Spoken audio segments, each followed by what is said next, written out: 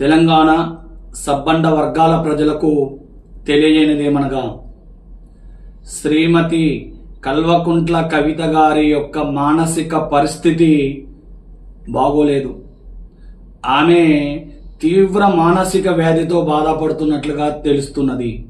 ఎందుకంటే తెలంగాణ ప్రజా జాగృతి వెంటనే ఎలక్షన్ కమిషన్ రిజిస్టర్ చేయాలని ఢిల్లీ హైకోర్టును కోరడం జరిగింది. తెలంగాణ ప్రజా జాగృతి వెంటనే ఎలక్షన్ కమిషన్ రిజిస్టర్ చేయాలని ఢిల్లీ హైకోర్టును కోరడం జరిగింది. అదొక భాగం. ఈ నెల 25వ తారీఖున తెలంగాణ రాష్ట్ర సేన అని పార్టీని డిక్లేర్ చేయడం జరిగింది.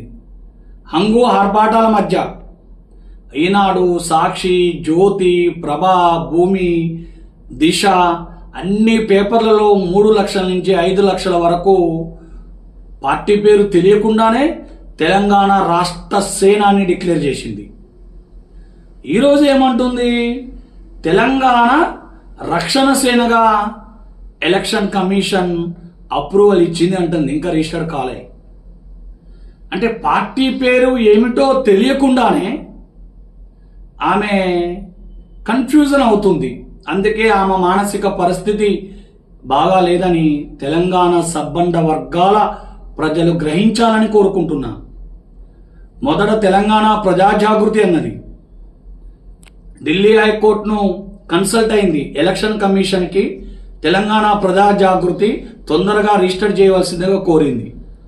మళ్ళీ వెంటనే ఏప్రిల్ 25వ తారీఖున తెలంగాణ రాష్ట్ర సేన అని అన్ని పేపర్లలో హెడ్లైన్లలో ఎలక్ట్రానిక్ మీడియా ప్రింట్ మీడియా ఆధ్వర్యంలో ఘనంగా డిక్లేర్ చేసింది.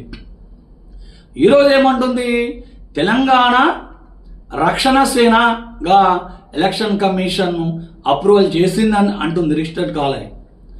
దీన్ని బట్టి ఆమె పార్టీ పేరు ఏంటో తెలియకుండానే ఏప్రిల్ 25వ తారీఖున డిక్లేర్ చేసింది. అంటే తెలంగాణ రాష్ట్ర సేనగా. ఇప్పుడు తెలంగాణ రక్షణ సేన అంటుంది. అది రక్షణ సేన కాదు, రాక్షస సేన. మరి నేను ఎలక్షన్ కమిషన్కి నా పార్టీ పేరును అప్లై చేసుకున్నా, తెలంగాణ రక్షణ సమితి అని. అప్పుడు ఎలక్షన్ కమిషన్ మీరు ఏదో ఒక అబ్రివేషన్ పెట్టుకోండి అన్నప్పుడు తెలంగాణ రక్షణ సమితి డెమోక్రటిక్ అని పెట్టుకున్నాం. ఈ రోజున మా పార్టీ పేరును సేమ్ వాడడం జరిగింది. తెలంగాణ రక్షణ. మాది తెలంగాణ రక్షణ సమితి, రక్షణ సేన.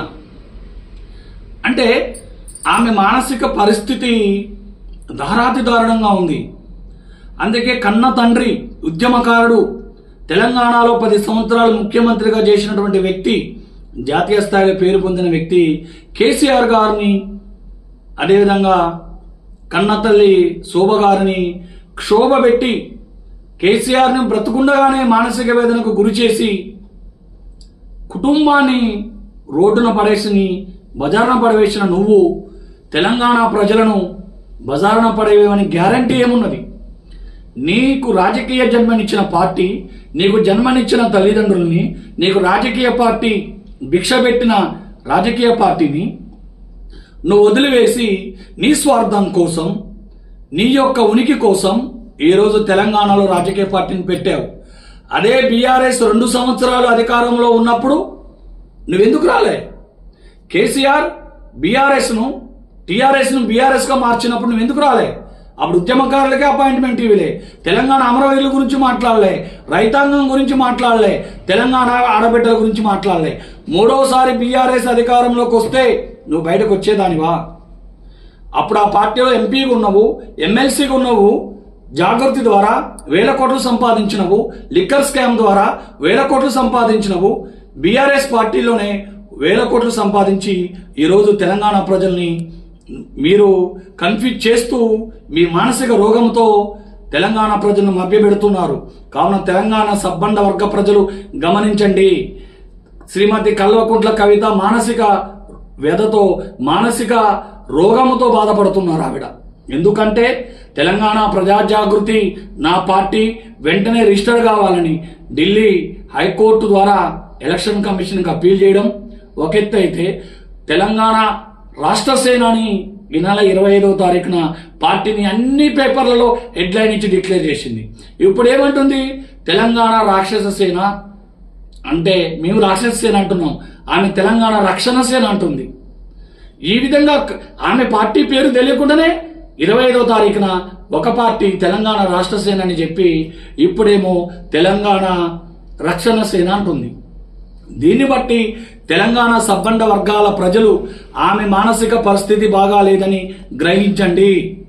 అదేవిధంగా ఉద్యమకారుడు ముఖ్యమంత్రి, మాజీ ముఖ్యమంత్రి, 10 సంవత్సరాలు చేసినటువంటి ముఖ్యమంత్రి కేసీఆర్ గారిని కన్న తల్లి శోభ గారిని క్షోభ పెట్టి వాళ్ళు బ్రతుకుండగానే వాళ్ళని ఆత్మ క్షోభించేటట్లుగా చేసి నువ్వు బయటకు వచ్చి పార్టీ పెట్టావు.